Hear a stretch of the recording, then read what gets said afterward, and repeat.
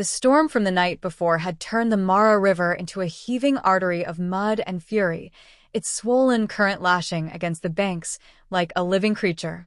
David Thompson stood knee-deep in the reeds, adjusting the focus on his lens, unaware that within the next few minutes, every principle he had lived by as a wildlife photographer would be shattered, by instinct, by terror, and by something far older than science: compassion. A high-pitched cry cleaved through the air. David's head snapped toward the sound just in time to see a small, golden blur, a lion cub, tumbling down the crumbling riverbank. The ground had given way beneath the young one's paws, a sudden betrayal by the earth itself, and now the cub was in the river, helpless against the angry torrent. No more than 4 months old, it was being flung like driftwood, its squeals piercing the wind and cutting through David's years of cultivated detachment like a blade.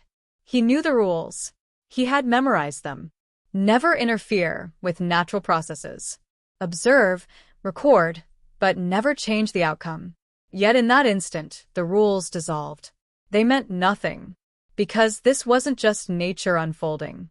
This was a living creature, terrified and alone, dying right in front of him. Without a second thought, David dropped his camera, thousands of dollars of equipment, forgotten, and sprinted toward the river. The current hit him like a punch to the chest the moment he dove in. Cold, thick, violent. It clawed at his limbs, trying to drag him under. But he fought on, arms cleaving the muddy water, his eyes locked on the flailing cub slipping farther from the shore, from breath, from life. He reached it just as the cub's small body dipped beneath the surface. Grabbing it with one hand, he pulled the creature to his chest, feeling it sputter and cling to him with a strength that defied its size. Its tiny paws clutched his soaked shirt like a child refusing to let go of hope. David's shoulder throbbed where a submerged branch had slammed into him. Blood mixed with river water. He could barely breathe. And yet, he turned, began the crawl back through the violent swell. The river wanted to claim them both. Every inch forward was a war. The current tore at his footing. Each time he slipped, he felt the cub shudder. Still, he pressed on, teeth clenched, muscles burning. And through it all, there was no time to think. Only act, only hold, only protect. At one point, he lost his grip on the bottom and went under with the cub still clinging to his neck. He emerged coughing, eyes burning, but the cub was still there, eyes wide, soaked, alive.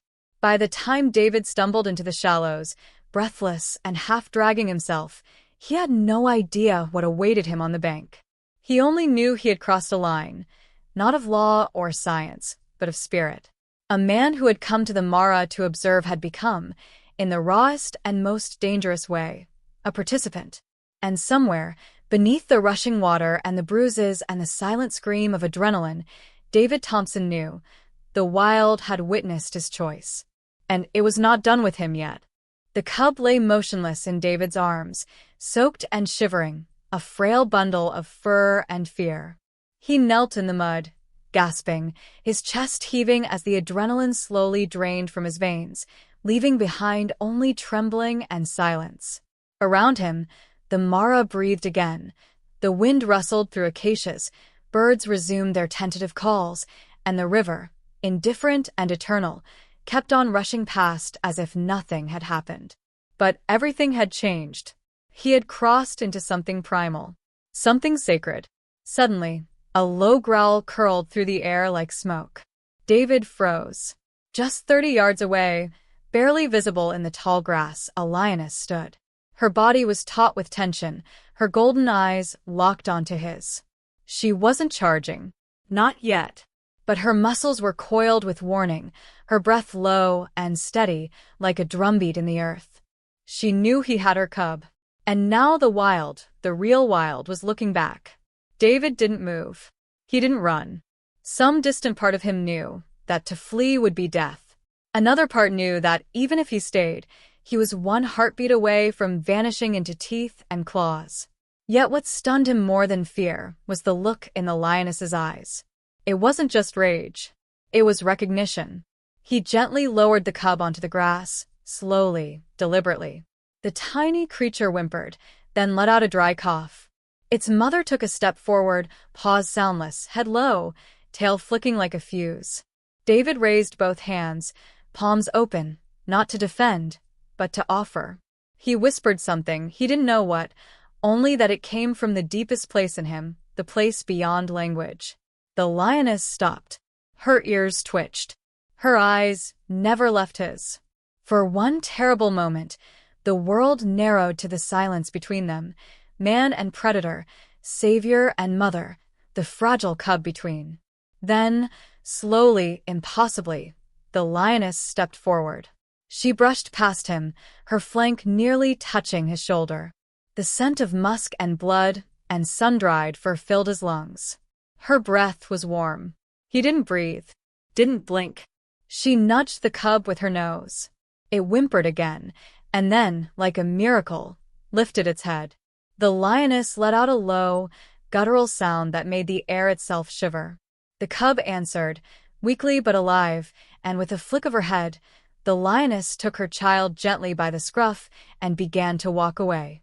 But before she vanished into the golden veil of grass, she stopped, turned, looked at him. Not as prey, not even as threat, as something else. David collapsed into the earth then, not from injury, but from the weight of what had just passed between them. A threshold, a kind of understanding untouched by science or civilization. He lay there for a long time, soaked and shaking, surrounded by the smell of wet grass and iron. In that moment, he wasn't a photographer or a man or even a human being. He was just a creature who had chosen to save another. And the wild had let him live. The savannah was quiet now. Not silent, never truly silent, but suspended, like breath held in the chest of the earth. Somewhere above, a falcon traced a lazy arc across the sky, its wings slicing through the air without sound. Below, the wind whispered secrets through the yellowed grass. And in the middle of it all, David Thompson sat on the ground, no longer soaked but still shivering, the scent of river water and raw instinct clinging to his skin like a second layer. He stared at the spot where the lioness had vanished, his breath shallow, eyes unfocused. The moment had passed, yet it hadn't. It lived in him now, pulsing just beneath the surface. What he had witnessed, no, what he had been part of, refused to settle into memory. It throbbed with something ancient, something he didn't know how to name, because something had shifted, not just in the wild, in him. The border that had always separated his kind from theirs, that invisible wall of understanding, of fear, of detachment, had cracked. And in that crack, something had stepped through. Not tameness, not domestication, but recognition. A raw, unspoken exchange that had transcended biology and instinct, language and law. It hadn't been mercy. The lioness had not forgiven him for touching her cub. That was not how the wild worked. What she had done was something far rarer. She had acknowledged him. In that fleeting glance before she disappeared into the grass, David had seen it. The fire of maternal wrath cooled just enough to let understanding flicker through. She had seen a creature soaked in blood and water, not running, not posturing, not wielding tools or fire or arrogance, just holding her child like it mattered more than his own breath. And she had chosen not to kill him, not because he was human, but because for a brief, burning instant he wasn't. He was just another being in the great, brutal mercy of the world. Another animal who had thrown himself between death and the defenseless. No camera, no glory, no species superiority, just instinct, just sacrifice. And now, sitting there with the weight of that moment pressing down on his ribs like gravity had grown heavier, David realized the truth. He had come to the Mara to capture nature, to frame it. But nature had turned the lens on him and found something worth sparing. Not his humanity, his humility. The old rules no longer fit. The comfortable distance between observer and subject had been obliterated in the flood. He wasn't on the outside looking in anymore. He had touched the pulse of the wild, not with his hands, but with his choice. And the wild had answered. Now, the question was what came next. Not in his career, not in his photographs, but in his soul. Because once you've stood at the edge of a river with a lioness breathing behind you and a life in your hands, once you've been measured by the wild and not found lacking, you are no longer who you were. Something in you belongs to the wind now, to the dust, to the claws that didn't strike, to the eyes that saw you and let you live. And though the lioness was gone, though the cub was gone, though the world would never believe what passed between them, that moment was his forever. Unrecorded, unseen, but truer than anything a lens could ever hold. The sun had begun its descent when David returned to the camp, his boots heavy with the dried memory of river mud, his breath slower now, touched by something he could not explain but no longer needed to. There was no fanfare, no applause, just the murmuring hush of those who had seen him dive into the flood hours earlier, some still pale, others speaking in hushed tones, uncertain whether to greet him as a survivor or a madman. But David barely heard them. He walked through them like a shadow, the shape of something returned from the far side of instinct.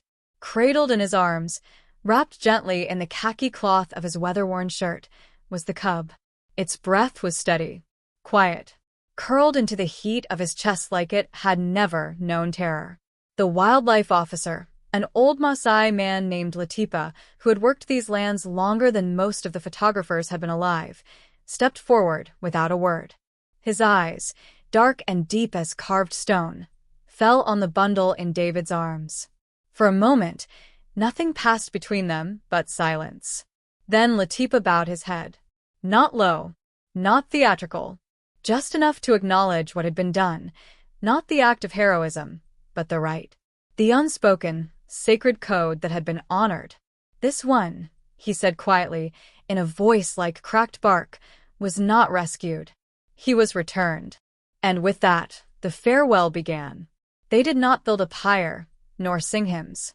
This was not the goodbye of cities or cathedrals. This was something older. Latipa took the cub from David's arms with a reverence that made the others fall still. Then, with deliberate movements, he walked beyond the perimeter of the camp, to the edge of the high grass where the trees stood like sentinels, watching. David followed. So did the rest. They moved like witnesses in a processional. No cameras, no chatter, only breath and wind and the distant, haunting cries of the plains winding down to dusk.